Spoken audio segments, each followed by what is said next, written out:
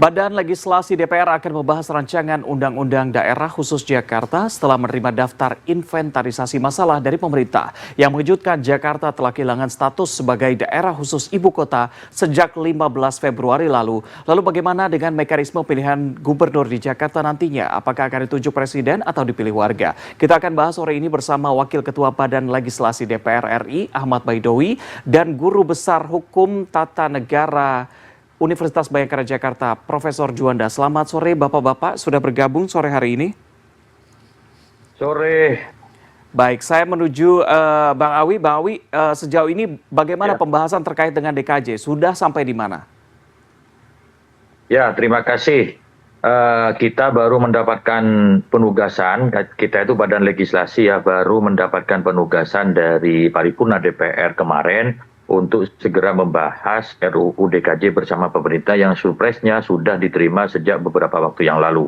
Langkah pertama yang dilakukan adalah DPR akan rapat dengan pemerintah, rapat kerja dengan pemerintah untuk memastikan kesanggupan, kesiapan memulainya pembahasan RUU DKJ ini. Kalau dari urutan waktu, kemungkinan minggu depan baru bisa digelar rapatnya ya sekitaran tanggal 13 karena tanggal 11, tanggal 12 itu hari libur. Dan kemudian pada hari ini undangan masih dikoordinasikan kepada menteri, beberapa pemerintah karena setiap undangan dari DPR itu harus ditandatangani oleh pimpinan sehingga tidak bisa balik langsung menyurati pemerintah. Balik hanya komunikasikan secara teknis dan terkait dengan penyuratannya itu dari pimpinan dan selanjutnya dikirimkan kepada pemerintah. Insya Allah kita jadwalkan pada minggu depan, kira-kira tanggal 13, seperti itu. Oke, baik. Saya menuju Prof. Juanda. Prof. Juanda, ini kan dikabarkan bahwa sejak 15 Februari lalu Jakarta sudah kehilangan statusnya sebagai daerah khusus ibu kota sejak 2 tahun setelah Undang-Undang IKN dibuat begitu ya. Lantas apa efek dari Jakarta kehilangan statusnya sebagai DKI? Ya, pertama saya kira ini konsekuensi dari adanya undang-undang tentang IKN. Bahwa sebelumnya DKI adalah sebagai ibu kota negara bersifatnya khusus ya. Kekhususan itu ya saya kira tidak perlu kita bahas di sini. Tapi dengan tidak katakanlah hilang statusnya, maka itu tergantung pada para anggota DPR dan pemerintah untuk menentukan formatnya bagaimana. Apakah memang masih ada kekhususan tapi di luar dari yang kemarin itu, yang undang-undang yang lama. Misalnya apakah bidang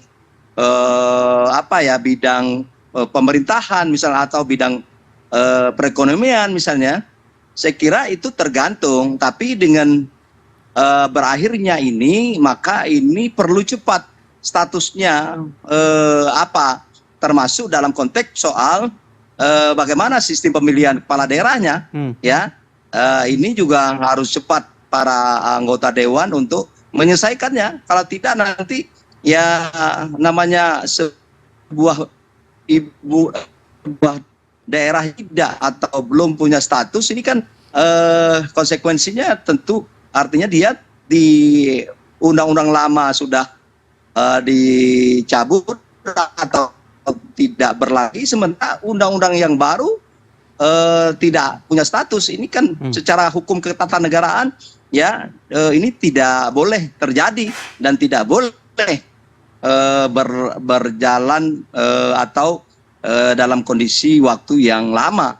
Harus cepat diberi status. Oleh karena itu proses pembahasan rancangan undang-undang ini perlu segera diambil oleh anggota dewan dan pemerintah tentunya. Oke, jangan sampai gantung, statusnya harus segera ditentukan. Halo? Begitu ya.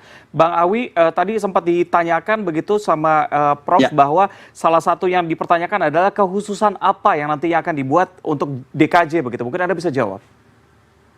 Ya banyak, makanya itu yang didiskusikan dengan pemerintah besok ketika pembahasan. Kekhususan apa? Namanya kekhususan itu kan harus ada bedanya dengan daerah-daerah yang lain. Misalkan kekhususan terkait pengelolaan kawasan pesisir melebihi batas yang ditentukan dalam Undang-Undang kawasan pesisir dan pulau-pulau kecil. Misalkan kalau kawasan pesisir dan pulau-pulau kecil itu pemerintah daerah hanya dibatasi dalam 12 mil.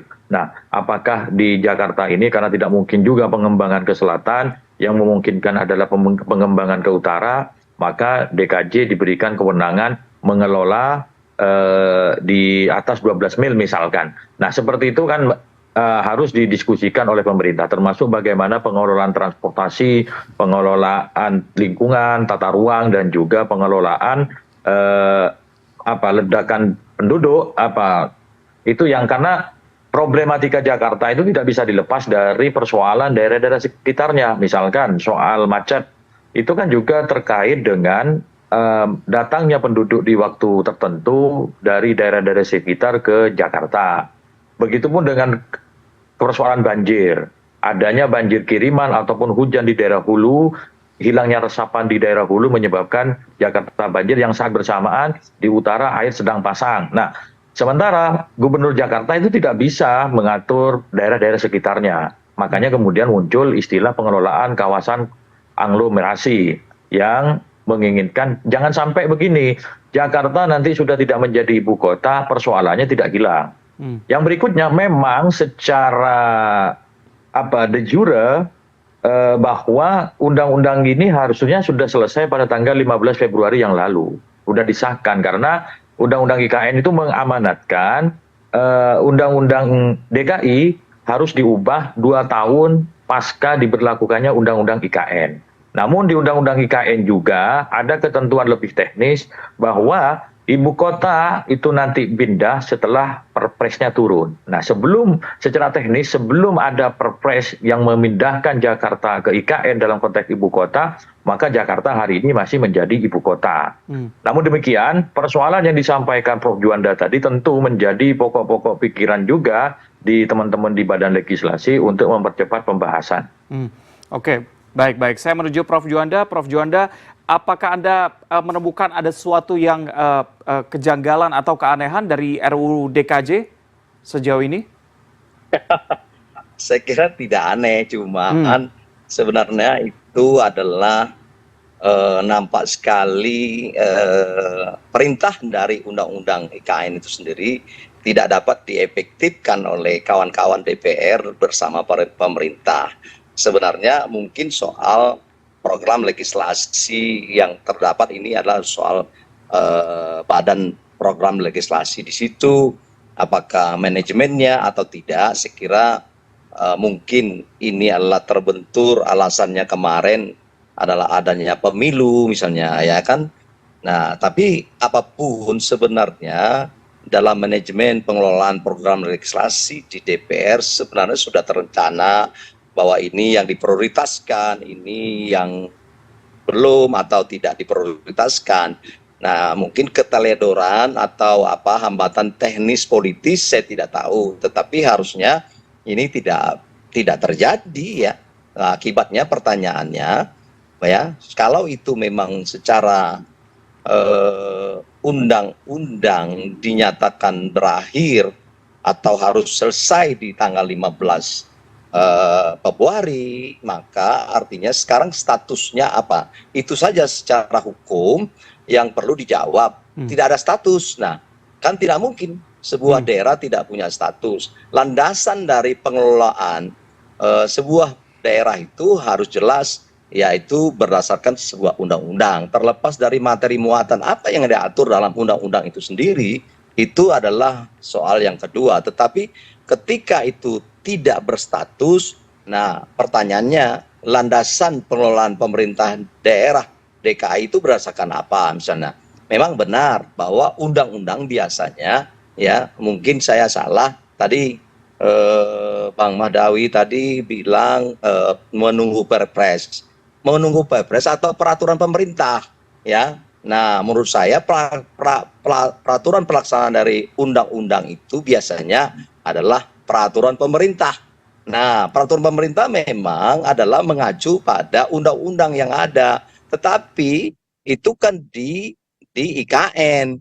Tapi peraturan pemerintah itu yang saya maksud tadi adalah di DKI-nya dengan ditinggalkan undang-undang lama misalnya. Nah, jangankan bicara peraturan pemerintah, undang-undang sendiri belum terbentuk, belum dapat diselesaikan. Nah, saya kira itu. Baik, baik. Bang Awi, itu tadi Prof. Juanda bertanya, sebenarnya statusnya apa sejak 15 Februari lalu? Tapi Anda bisa jawab setelah jeda, karena kita akan kembali usai jeda berikut. Tetap bersama kami di CNN Indonesia Newsroom.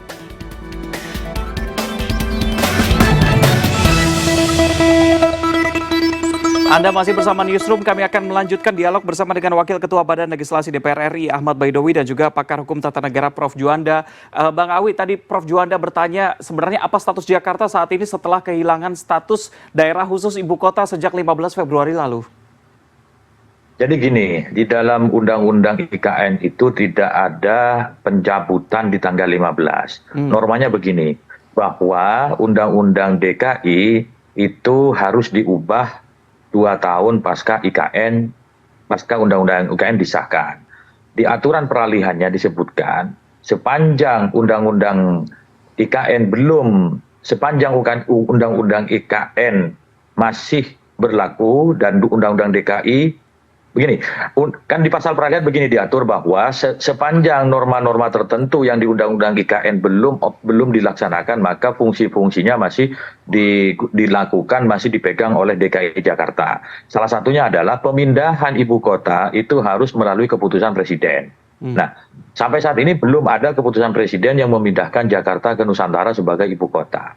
Memang dalam aspek, ini kan perdebatan dari perspektif mana, perspektif politik hukum yang melihat pasca tanggal 15 DKI Jakarta itu statusnya seperti apa. Kalau kami membaca urutan dalam Undang-Undang IKN itu, ya sampai sini masih sebagai ibu kota.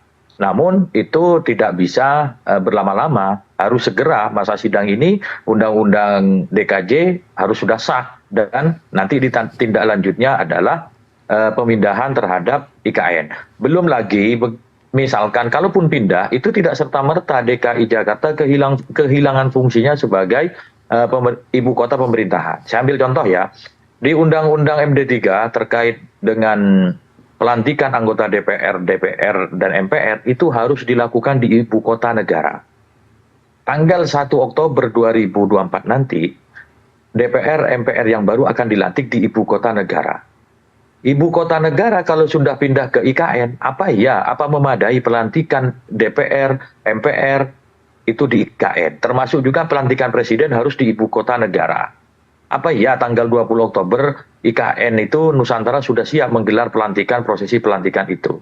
Maka kemudian nanti terhadap hal-hal yang masih belum memadai di kota Nusantara, fungsi pemerintahan pusat di Jakarta itu masih berfungsi seperti pelantikan anggota DPR dan MPR di 1 Oktober, pelantikan presiden di 20 Oktober. Menurut hemat kami secara teknis itu hampir tidak mungkin dilakukan di Nusantara. Maka kemudian ini harus nanti di Undang-Undang DKJ ini harus diatur juga. Baik. Fungsi-fungsi Jakarta tidak melepas begitu saja selama kesiapan infrastruktur di situ belum. Gitu. Baik. Saya ke Prof. Juanda. Prof. Juanda, singkat saja, apakah Anda optimis melihat pembahasan DKJ ini akan tepat waktu, mengingat memang pekan depan baru akan dibahas dengan pemerintah? Ya, saya kira begini ya, kita tetap percaya kepada wakil-wakil rakyat di DPR, di Senayan itu. Ya, apalagi memang baru baru reses mereka. Nah, tinggal lagi soal komitmen mereka bersama untuk menuntaskan. Kalau ada komitmen itu bersama, saya kira itu adalah saya optimis. Apa yang tidak bisa dilakukan oleh kawan-kawan DPR itu, ya, kalau memang mereka bersemangat untuk menuntaskan itu. Termasuk sebenarnya juga tidak hanya DPR, tapi pemerintah juga. Ya, itu kan tidak bisa hanya DPR dengan kerjasama, karena membuat undang-undang itu harus ada kerjasama antara lembaga bisa selesai sepanjang ada komitmen. Sepanjang ada komitmen, kita tunggu sama-sama bagaimana perkembangannya, mengingat waktunya juga sudah terbatas begitu ya, masa sidangnya sebentar lagi akan berakhir begitu. Terima kasih sudah berbincang bersama kami Wakil Ketua Badan Legislasi DPR RI Ahmad Baidowi dan juga pakar hukum tata negara Prof. Juanda. Selamat sore. Sore, terima kasih.